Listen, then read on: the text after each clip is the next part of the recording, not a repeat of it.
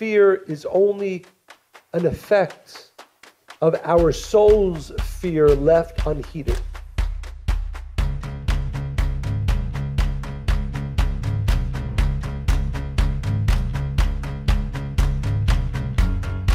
All right, tonight we're going to talk about a topic that I love talking and writing about. It's a topic that can resonate with everybody because if you are living and you are breathing, you experience this emotion. Can you guess what it is? What? My sweet Aquarian sister said love. No, it's actually fear. So what is the only thing that stops you from getting what you really want? That is fear. False evidence appearing real. Fear holds us back. It keeps us stuck. It makes us feel paralyzed. It stops us from pursuing our dreams. It makes us play it small. So tonight we're going to talk about fear, but also, even though fear is a negative emotion, when it is channeled properly, it can be used for a catalyst for growth. So I know you love my stories. I love your stories. This one's not about Allison. Did anybody notice that Monica's much taller than me? It doesn't like Monica's much taller than me. This isn't in real life. In real life, Monica's not this much taller than me. It's all about posture. I think your chair's a little bit higher than mine. My chair is exactly the same height, by the way. Yeah. Okay. Anyway, it's very funny. The stories we tell ourselves. But I'm going to tell you a story. Not about my chair, not about Allison. But it's actually a really great book, Man's Search for Meaning by Viktor Frankl. Who's read that book? Oh my God, guys, it's an amazing, amazing, inspiring, raw, sad, painful, but beautiful book. I highly recommend it. And this is something, it's a story that's been written about many different times in different ways, but this is how he wrote it in his book. A rich man and a mighty merchant once walked in the garden with one of his servants. The servant cried that he had just encountered death, who had threatened him. He begged his master to give him the fastest horse so that he could make haste and flee to Samara, which he could reach that same evening. The master consented, and the servant galloped off on the horse. On returning to his house, the master himself met Death and questioned him, "Why did you terrify and threaten my servant?"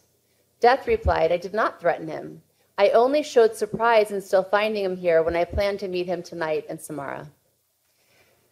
Recently, on our podcast, we interviewed Michael Capone, and he has a nonprofit organization called Global Empowerment Mission, and he goes to, he's the first person to hit any kind of disaster, natural disaster, war. He's right there, helping, aiding, and he said, when you fear, you only put yourself in more danger. And it's echoing what Viktor Frankl said, in that fear tends to make happen precisely that which one fears. And what I love about the quote of this servant is that often we fear things, we try to escape the things we fear, and the only thing we do is bring that fear about more quickly because we're running from it instead of seeing it face on. I have more to say, but I want to give you a chance to speak. No, it's interesting. One of the things, as you know, I prepare my lectures in advance for Rosh Hashanah, and one of the points which I really didn't get to speak about, but it's something we did speak about between you and I, is the idea of fear as it relates to Rosh Hashanah, the beginning of the year. It says, and if you read in many of the writings, that it's called the Day of Judgment. And fear, that word, is often associated with this day. And the interesting reality is that, sometimes we think that fear is something we learn, but it's not. It is literally inborn. I mean, children have fears, sometimes more than adults, sometimes less. Why is it even as an adult, right, if you come into a new place and it's night and all the lights are out, right? Suddenly you have these thoughts, right? Maybe there's somebody else in the room. Right? All these silly thoughts that become awakened. I'm worried I'm going to bump into something. You're afraid of people in the room? I'm not, but I think people are. Yes. Or that there's some monster or a ghost. So don't raise your hand, but I'm assuming there's a few people in Raise the room. your hand, yeah. Have you ever feared somebody else in the room in the middle of the night when it's dark. Yeah, I see somebody raise their hand. A few people raise their hand right there. Thank you. Thank you. So this is, by the way, a proven fact. Yes, it's true. Why is that? Why is that fear comes so naturally to us? Why are we born with a capacity for fear, and often irrational fears, exaggerated fears? And the reason is because fear is actually a very necessary, a very important element within our development. Of course, there's the basic fear, right? You don't want to fear fire, you want to fear anything that can cause harm. But on a deeper level, it is because our soul enters in this world terrified. A baby cries when it is first born because it realizes it has just separated itself from complete truth and light into a world of lies and potential darkness. So the real source of fear is our soul's fear. And really, to be honest, our soul is afraid because of the way we often live our lives. So when we behave in ways that we know are disconnecting us from the light of the Creator, that simply builds a reservoir of fear. Yes, it might manifest as a fear of flight, or fear of an elevator, or fear of darkness.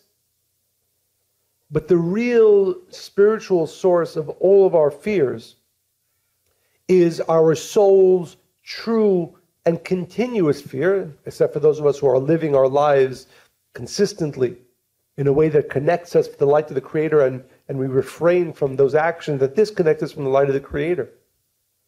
When enough of those fears, when enough of those true soul fears become awakened, it then manifests as some irrational physical fear. But the source is true.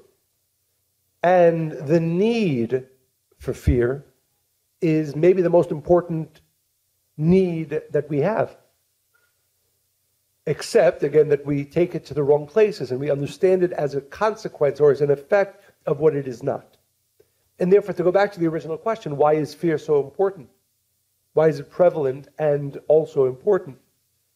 Is because, as the Kabbalists teach, the Zohar says this, Rav Asher explains this, we are meant to live in fear. But only one fear.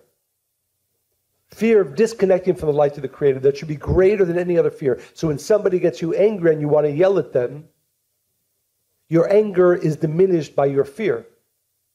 Because you know if you yell, you disconnect from the light of the Creator. And that's the true fear that you have. And if you live your life with this singular fear, first of all, of course, you'll live the most elevated life. But more importantly, you will have no fear. Because as we said, fear is only an effect of our soul's fear left unheeded. So we need fear, but we need the right fear. We only need one fear. And if you have that one fear, all other fears will go away.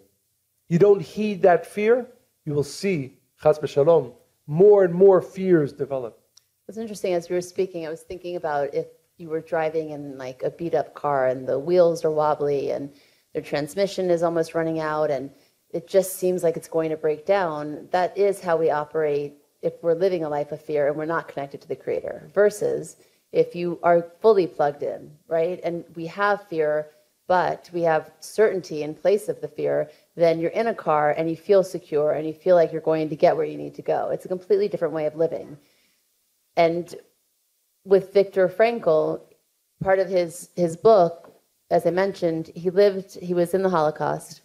He writes about the things that he experienced in a physical way, but also the profound spiritual understandings he came to know through that experience.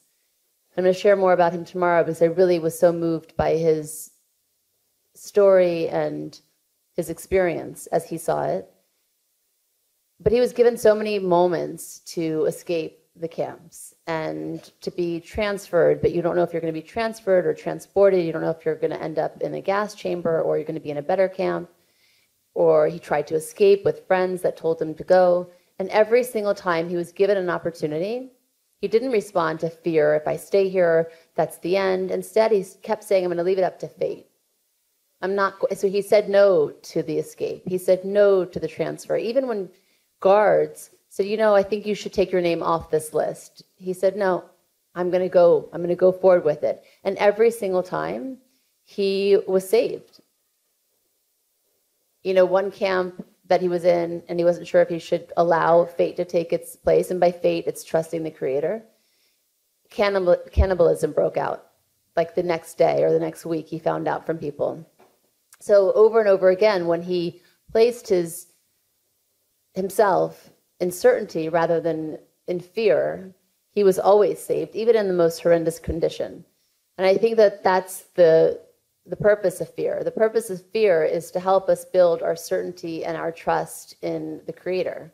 Because when you feel scared, you feel desperate.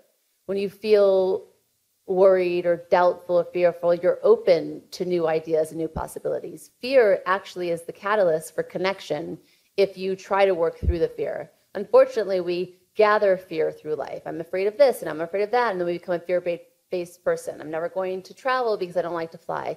I'm never going to go and public speak because it feels like a slow death. I'm not going to do all these things that I'm desiring to do because that will be the end of me, versus that fear is the thing that's making you so uncomfortable to be awakened, to change, to connect to the Creator.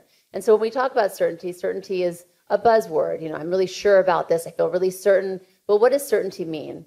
So before we talk about what certainty is, I want to say what it is not. Certainty is not something we use to get what we want. I know, I'm going to manifest it. Power of knowing, I believe it, it's going to happen. That is not certainty. Certainty is not a guarantee that everything will unfold exactly as you want it. Not certainty. Certainty is not pretending that we don't have fear. Rather, it's choosing to move forward even though you feel fear. Certainty is not the same thing as belief, because you can believe in something, but also you cannot believe in it at the same time. Belief is never enough. And the Rav would always talk about that, right? Hope and belief. It's really about knowing. It's about knowing that no matter what happens, it's for you. The Creator is with you and it's for your greatest good.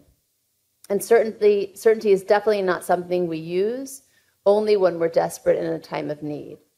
So if we just think about where we are in our lives in terms of fear, how can you move forward with that? Take that fear and put all that energy into trusting that everything that is in front of you, everything that you feel doubtful of, is there to wake you up and say, okay, yes, you should go this way if you really desire it. It's an indication of what needs to be next. Yeah, it's interesting. A few days ago, I was talking to a student, and we were talking about fear. And the Kabbalists speak about this, so it's not strange to talk about that often to assess truth, or at least what is important, it's important to think about what your thoughts would be if you were about to leave this physical world. And if you ask yourself the question, if you're in any way spiritually awakened, what fear would you have? Not what pain you would have. Yes, of course, you would have pain probably of missing or not being with your loved ones, a lot of pain. But fear, the only true fear that a person would have is the question, did his soul accomplish his purpose in this world? And did he or she connect enough to the light of the Creator so that their soul's journey onward will be a peaceful one, will be a smooth one? I just want to say one thing. It's interesting that you're bringing that up. I was speaking to somebody today, and her brother is dying. And she saw him in the hospital, and he's moaning for hours in pain and agony, but he won't accept any medication. Do you know why? In agony, right? And finally she went. She's like, I can't hear this anymore. He's in pain. And the nurse said, if somebody doesn't admit that they're dying, that they can't accept it, and they don't want the medication because of that, we can't do anything about it. So this person was so afraid to die because he realized he didn't live the life. And he's not even a spiritual person, right? But I think we've talked about this when it comes to death. Everybody gets to that place right before they leave this world where they see everything, right? All the lies, like we talked about earlier today, all the lies that they've been telling themselves their whole lives. Now they see reality, they see truth, and then there's not time, right? And that's, we talk about the illusion of time, but in that moment, time is everything, right? In that moment, time actually matters because now we're leaving the physical plane. And so time is something that's important, right? Whereas normally it's not so important. We take it too seriously. We have enough of it. We don't have enough of it. We don't respect it. But I thought it was so interesting that the doctors, the nurses see that if a person, they can't accept that death is coming, they actually deny medication. They deny that it's actually happening. Exactly. And that's, I think for all this, I think it's a very important, relatively important thought to have often, which is, again, what will be the thing, and I believe it's just one, right, that a person would fear at the end. And that would be, did I push myself to connect as much as I can? And we've shared this before, but it's worth sharing again, both with the rabbi and with my mother. You see people who did not have that fear at the end. Because as they plainly said often, and certainly in the last few months, I feel that I've done everything that my soul came to this world to do. And I've connected to the Creator in the way that I am supposed to. I actually said to her, the way a person dies is an indication of how they lived. Absolutely. Yeah. Absolutely. But you were saying? No. As far as fear, I think that awareness that as we reside here now, we should be afraid that we're not connecting enough, that we're not developing enough, so that when that moment comes, that fear no longer exists. So I think it's important at this point for all of us in the room to think about what it is you fear the most and how your relationship with fear has been. I think for most of us, and I certainly did this for the beginning of my life, the first 20 years of my life, I ran from fear. I felt scared and I tried to get distracted, or I was afraid of something and I tried to reason with myself, or I found a way to distract myself. But fear was always there until it became overwhelming for me when my second son was born, and it just made me stop life as I knew it. I was overwhelmed with fear. But the first time I ever really, really experienced undescribable, paralyzing fear was when my uncle became sick. I was 8 years old, and he was 25, and we had just moved from New Orleans to California, and I hadn't seen him for a long time. And one day he walked in the room and he was scary. He was unrecognizable. And I could tell by everybody in the room, my grandparents, my parents, my aunts and uncles, that the laughter was kind of forced. He was standing at the doorway and he was yelling at my grandparents, cursing them, and then he pulled his pants down. And I was 8 years old, and I was scared, very, very scared. And I remember wanting to run out of the room, but I was afraid if I got up, I would draw attention to myself and then he'd pick on me. So I sat there. Eventually, my mom put her hands over my eyes, and I could pretend that I wasn't there for a moment, but the fear only grew because I thought that it was contagious. Because we never talked about what he had, which was schizophrenia. And even if we had talked about it, I would be afraid of things like hereditary, predisposed genetic disposition. It wouldn't have made me feel any better if I knew what was going on. And from that point on, a fear was now implanted in me. So I had a fear of anybody who looked different or sounded different when I would go on long runs, or I was training for a marathon. If I ran by somebody who was homeless and they sounded like they were a bit off or not mentally there, I would hold my breath because I didn't want to catch it. Really illogical fear, right? And it speaks to the power of fear, because the truth is, the fear that all of us have, every single person, is the fear of the unknown. You can put it in a different bucket. I can put it in the bucket of mental illness. You can put it in the bucket of poverty. You can put it in the bucket of being rejected. But fear is fear of the unknown, the unpredictable, the unknowable part of life. But the key here is all of life is unknowable, right? It's up to us to discover it, to create it, to make it what it's meant to be, to make it meaningful for us. And how do you do that? The only way that you do that is if you connect to the Creator. So hence, the fear, again, is there to show you. If I had let any of my fears, especially the ones that I had when I was younger, up until my young adult life, if I had let those become me, I would be hardened by life. I would be hardened by the painful things in my life, and it would be who I was. Instead, I thought, okay, this fear is so overwhelming. It feels so painful. What is it here to teach me? Fear is actually your friend. Nobody says that, but it is. If you look to your fear and you say, okay, what am I really afraid of?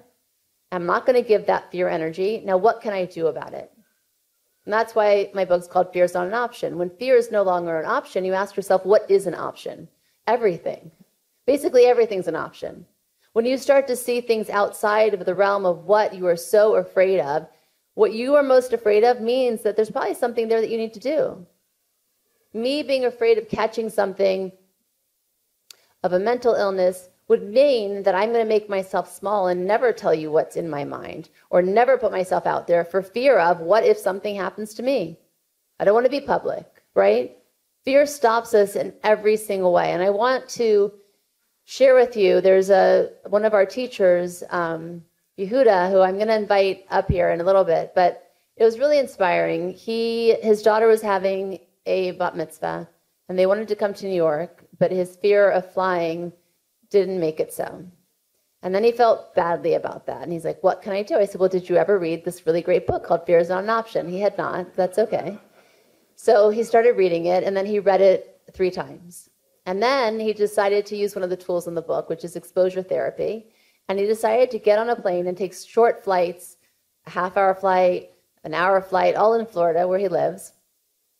And he took 7 flights total, and he flew here in New York 2 days ago. We have some pictures of him on his flights, and he would text us before every flight, and it lit my day up, I have to tell you. So this is Yehuda on his journey. By the way, how great is that? These pilots are awesome too.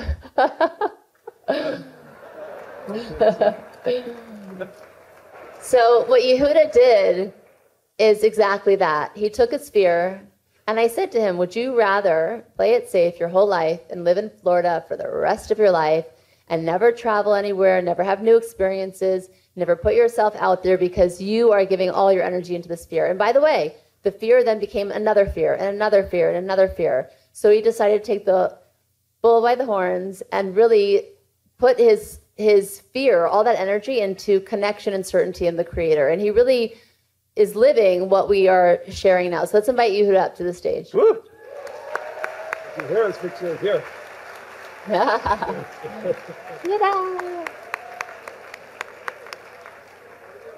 Monica, you always push me out of my comfort zone. So what should I say? 90 seconds. So what? How did you get over your fear? Well, you're working on it, but I think that what was your experience? First of all, I was here like 13 years ago, and now I'm back. So I didn't walk. It. The Rob and Karen were here. No, but I said because it was my daughter's bar mitzvah, and I said, I can't imagine coming here on a flight. Monica pushed my wife pushed me. And I said, how can I do it? I felt so bad. It was in the middle of Shabbat. I was in one of the rooms, and I was just crying, God, I tried to do it for 13 years, and I couldn't. I was crying my guts out, you take over. Take it from here. I can't. And then I started taking my flights. My flight to Key West, 20 minutes. On the way back, 25 minutes. Orlando, 35 minutes. And then on the way back, 40 minutes. Atlanta, an hour and a half. And all the way back. And Blianer, I just want to acknowledge Chaim Cohen for being my doula. He was holding my hand. With Monica's suggestion, it's his amazing book, my friends. You know that 40 million people in the United States going through anxiety disorder. And this is the only thing that worked for me, and I believe it can help 40 million people. We got to spread it out. It's incredible. By the way, it's 5 times already. 5 times. I keep hearing your voice every day in my car, audiobook. I do everything you suggest. And it's an amazing journey. And I'm not there yet. You're here, though. I'm here. Okay? Okay. Woo!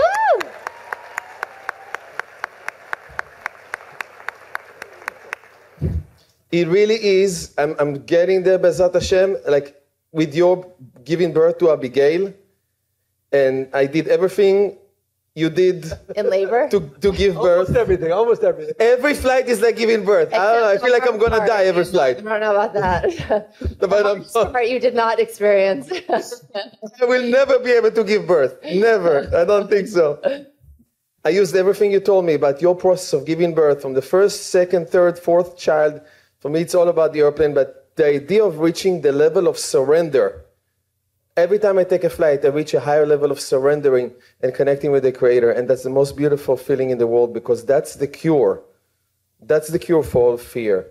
So I want everybody, if you have any anxiety, you got to get this book. And I would love to create a workshop and spread this book. And everybody has to learn this. This is just amazing. Thank you. You didn't ask Love me you. to say Thank that. you so much. Thank you so much.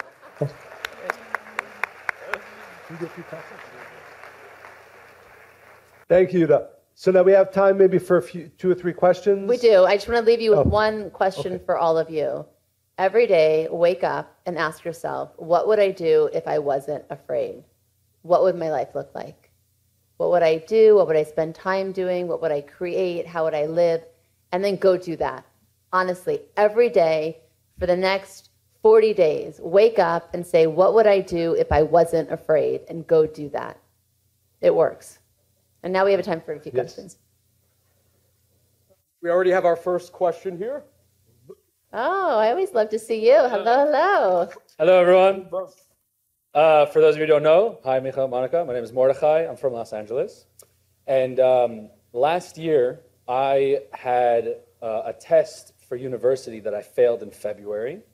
And the fear of repeating that failure was so strong, it took me 1 year and 4 months of still paying tuition, still being in the school, to take that test again, and thank God eventually pass it. But the fear was so intense, I couldn't study, I couldn't focus, I couldn't bring myself to like work on it.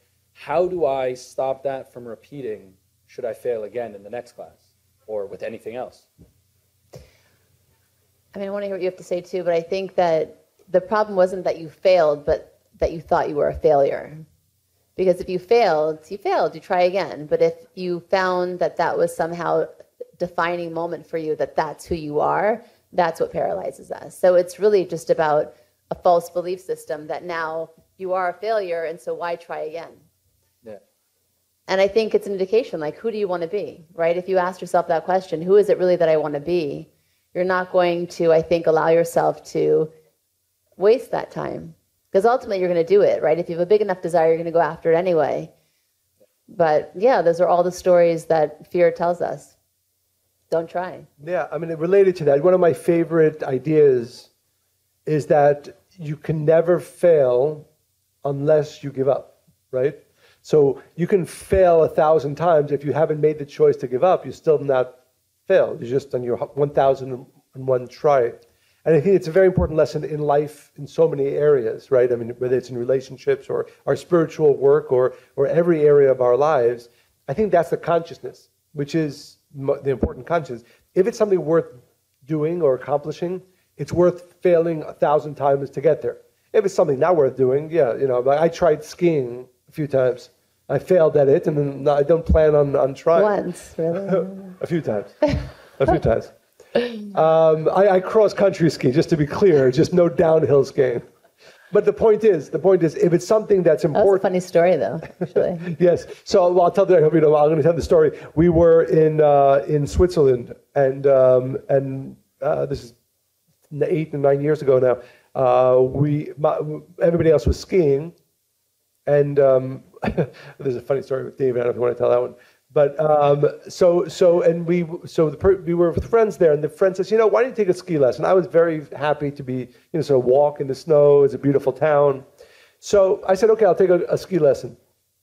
and my ski instructor's name was Adolf. And he was about a 75-year-old by the way, he was German really gentleman. True to his name, he was. And it was probably the worst ski instructor probably in the world. Anyway, long story short, we spent many hours doing nothing in particular. And that was my last. But wait, it's more interesting than that. Please. So we're all skiing, having like an amazing day, and we come down and we're all excited. Kyle's dripping in sweat. Go.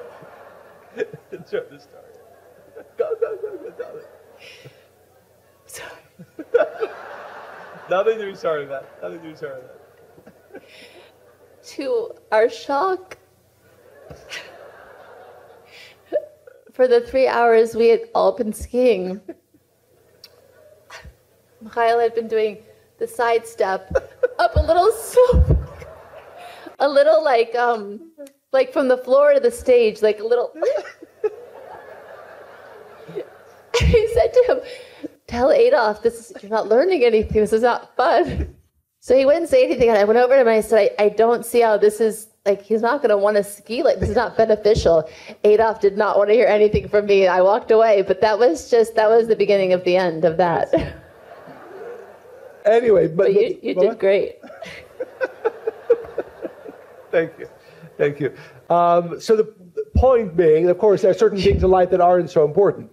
But anything that is important to us to do, then we should accept failure really without any limit. It doesn't matter how many times we fail at something if it's something we want to do. And I think, like Monica said, it's so important that we think or we accept that if we've failed once or twice or whatever that number is, that we are a failure, which is simply ridiculous. But it's that acceptance of perseverance is probably the most important element, and then fear won't come in, and certainly that fear of failure won't come in. And remember, anybody who did anything great failed many, many, many, many, many times. I mean, one of my favorite stories is the woman who invented Spanx. What's her name? Sarah Blakely. And when she would come home from school, her father every day would ask her, not, "What did you do great?" He'd say, "How did you fail today?" And it built resilience in her. So whenever she hit, and she had many obstacles until she became successful, like she tried to work at Disneyland, and she tried for a certain part, and she became like a dog. Like she did, like over and over and over again, she was rejected, but she saw it as a way to build her and build her desires. So use it as the fuel to make you become better and greater, not as proof as that you're not enough, but proof that just try again, because when you get there, you're going to be exceptional. Can I ask a quick follow-up? Sure. What's like a daily habit to start implementing that mindset change? Every day, how did I fail today? Just ask myself. When we ask ourselves questions that are important and spot on and poignant, we actually make great change. Whatever it is that you are the most afraid of, ask yourself. So if it's failure, how did I fail today? And what did I learn from that? And what will I do next? And then that's how you make steps forward. When we fail and we're like, "Oh my God, I don't want anybody to see me and I'm nothing," then you basically paralyzed yourself. So every day ask yourself, how did I fail, and how did I fail greatly? Got it. Thank you.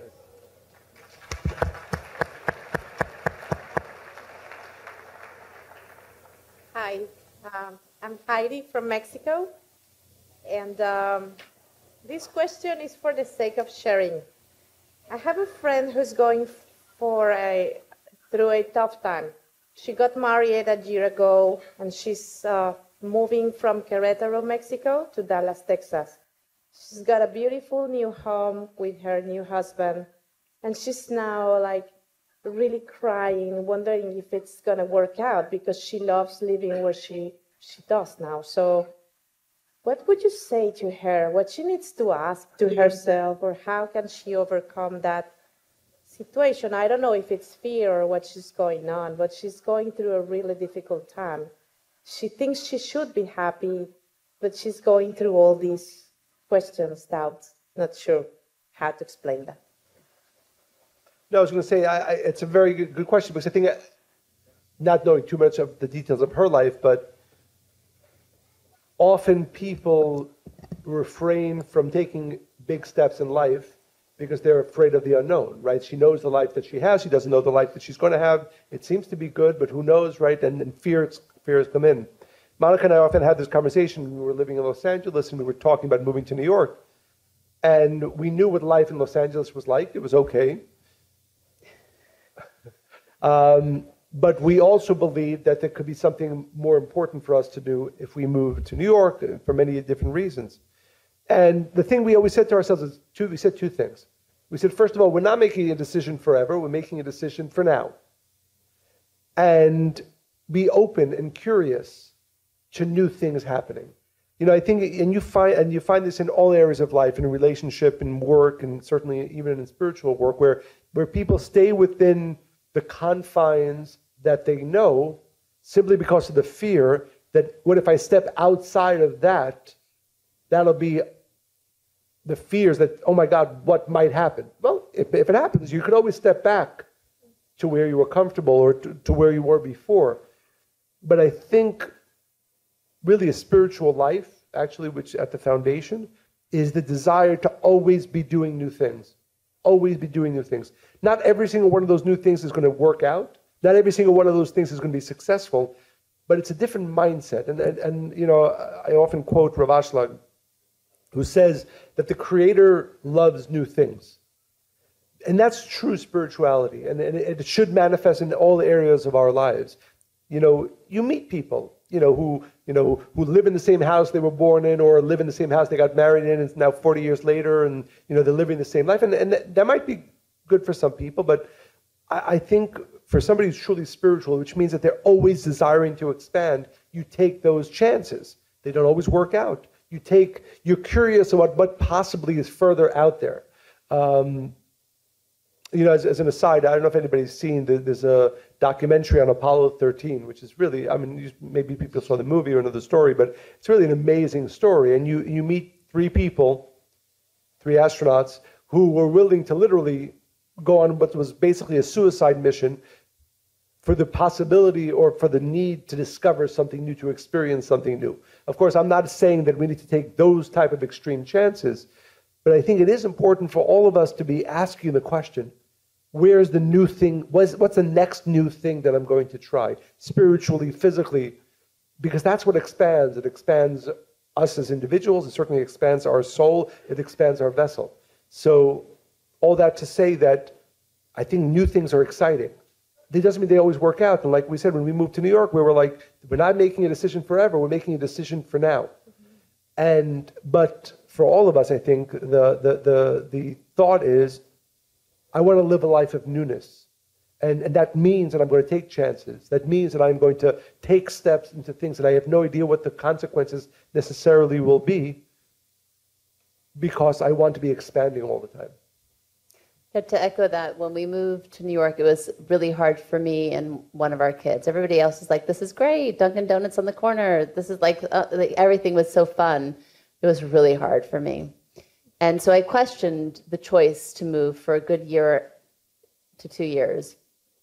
And I hated New York, and then I hated New York, and then I kind of was okay with it, and then I kind of liked it, and then I had love-hate, and then now I love it. But in those first years, we kept having this conversation, and I'm like, it's so hard.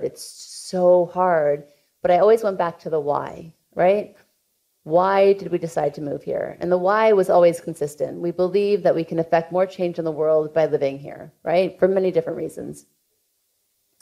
And so, and our backup was, if it doesn't work, we always can go back to what we know. We can always go back to the life we had. So there's always that option. And I think that the unknown, again, for your friend, it's scary. It's scary to put yourself out there.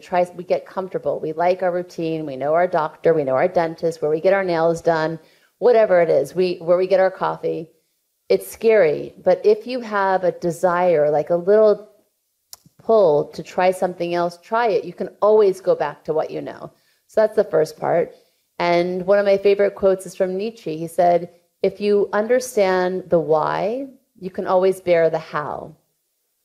So know your why. Why is it that you are moving? Why is it that you are desiring the things you're desiring? If you really fully understand that and you stand behind that, you can bear any how. And that goes to different extremes, right? Like Viktor Frankl in the camps, again, the why was I have a why to live, whether I have a child that's waiting for me or a wife or a book I want to write. The why made the how, what they had to endure, okay. So I think it's a really important consciousness to have. If you understand your why, you can always bear the how.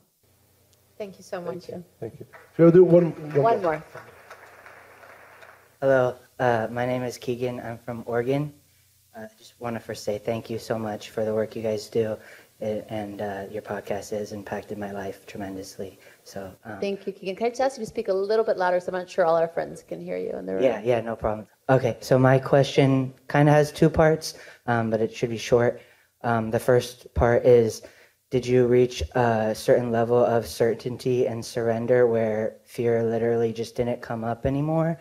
And then also, can you give, like, either before that or if fear still comes up for you, can you give like a practical maybe example of what the conversation with the Creator looks like when you feel the fear in the moment? Such great questions. Two very good questions. Thank you, Keegan. Is this your first time with us in Rosh Hashanah? Thank you so much for coming up and for sharing with us. It's so nice to meet you. Yes, thank you. So, right, so there's two questions. You're very excited by this question, so I'll let you go first. No, okay. So, I'm generally excited. Yes. So the question was, do you ever get to a place where through surrender you don't experience fear? And the answer is no. Because I said earlier, fear is actually a both intrinsic and necessary part of development, of our spiritual development. It's meant to get us to higher and higher levels. Ultimately, when we're ready to leave this world, if we've done our spiritual work and we've transformed in the ways that we're meant to transform, fear goes away. But while we're in this world, which means necessarily that we have more work and transformation to do, fears will just come in different forms.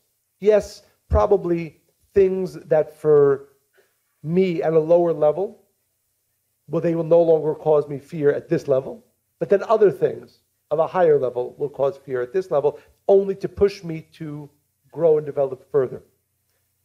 But the second question, which I think to me is more interesting and more important, that dialogue. So, and funny, Monica and I have different dialogues, and we talk about this. When something comes into our lives that is, call it a problem, call it a potential fear-inducing situation, the way I do it is this, and I'm not necessarily recommending this. I go to what is the worst possible scenario, and then I become okay with it, and then whatever else happens, I'm fine with it. That's my process, which is like, something happens, and we all have these moments in our lives, sometimes large and sometimes smaller, and this happens. I mean, just recently, and I won't share exactly the details, something happened, and I said, okay, what's the worst possible way this goes? I took the time spiritually, internally, to get to okay with that, and said, okay, now I don't have any fear attached to it, because I'm okay if the worst thing happens. I'm okay if less than that, or if nothing happens. That's the process and the dialogue that I internally have, because again, it's very inspiring to see, by the way. So what do you think mine is? Mine's not bad at all. But I just want to say one more thing, and then but it's predicated on an important truth for me. I trust the Creator completely, more than what I think should happen. So the way it always goes for me is that, okay, this would not have been my choice, but if the Creator is telling me this is what's going to happen, that means necessarily this is the best thing for me.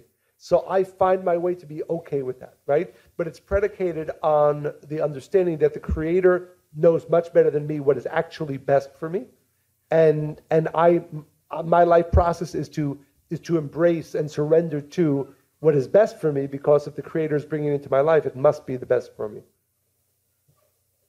Yeah. My process is a little different. Mine still has me in it. It has the Creator too, but it takes me. It's really, really inspiring. I have to say, it's really, really one of the most inspiring things that I get to experience in being married to you. It really is that your level of blender, of your certainty to allowing that. Because I think for most of us, we get there, but we still have a little me in it. Like, yes, I understand it's from the creator and I want this, but like, I really don't want this to happen. Like, okay, I can see the worst case scenario, but I would really don't want this to happen. I'm still kind of there. But yeah, super inspiring. Thank you, Keegan. Thank you. The other thing is, when you have fear, it's important to face your fear head on. And it's a story I have in my book, but you know, what happens is if you don't get to that place of this fear is here and it's not me, it doesn't define me, then you start to carry your fears around like heavy luggage and baggage, and it becomes really who you are. You become a fear-based person where, like our friend Yehuda, he didn't fly for 13 years because the fear became so overwhelming. So when fear comes up, I always meet the fear face on. Whatever I fear the most, I do it. I'm not going to let fear win. So one of the stories in the book is that I really am an adrenaline kind of junkie. I like that. I like to be excited. I like to watch thrillers. I like to go on roller coasters. I like that, right? But after I gave birth to Josh, my adrenal glands were so shot that I hadn't realized that I couldn't actually handle that physically. So we went to an amusement park, and we had 3 kids at the time, and they were all under age probably 7. And Mikhail doesn't love roller coasters. He doesn't love heights. And I convinced him this can be so much fun for all of us. Fun for the whole family. So we get on the first roller coaster, and as we're inching up and we're getting higher and higher, I start to panic a little bit. My palms are sweating, my heart's racing. And on this one particular roller coaster, there's like a bear like greeting you right before you like dive down. And I'm thinking, oh my God, this is the last thing I'm ever going to see in my life. I'm going to die. And I was so shocked by that thought. And I'm looking at the bear, and there's like a platform, and you're going really, really slowly before you're going to dive down. And I had the thought, I can just jump off the roller coaster because we weren't really strapped in so securely, and I'll just stand next to the bear. And then I was like, oh my God, you sound crazy. And the thought scared me more than the roller coaster. I stayed on the ride. I didn't want to end up on the news that evening. And I rode the roller coaster. I hated it. Did not enjoy that. But you know what I did the rest of that day? I rode every single roller coaster in the park because I did not want to now be afraid of roller coasters and be afraid of that kind of adrenaline excitement. So that's the thing with fear. And when you find it, you call it out. You own it. You take control, and then you move on past it. And the funny thing is, you know, when you walk into an amusement park, you have like, sometimes they're like, let's take your picture. We took our picture, and I'm like, I have a hat on, and my face is like flushed, and my hair's in braids, and we took an after picture. I'm like green, and my hair's like frayed. I look like I went through a washing machine, but I conquered it, and now I love roller coasters again. So conquer your fear.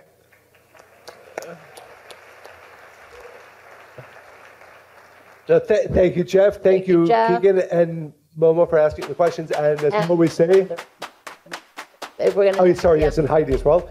And we hope you enjoyed listening to this podcast as much as we enjoyed recording it. Stay spiritually hungry.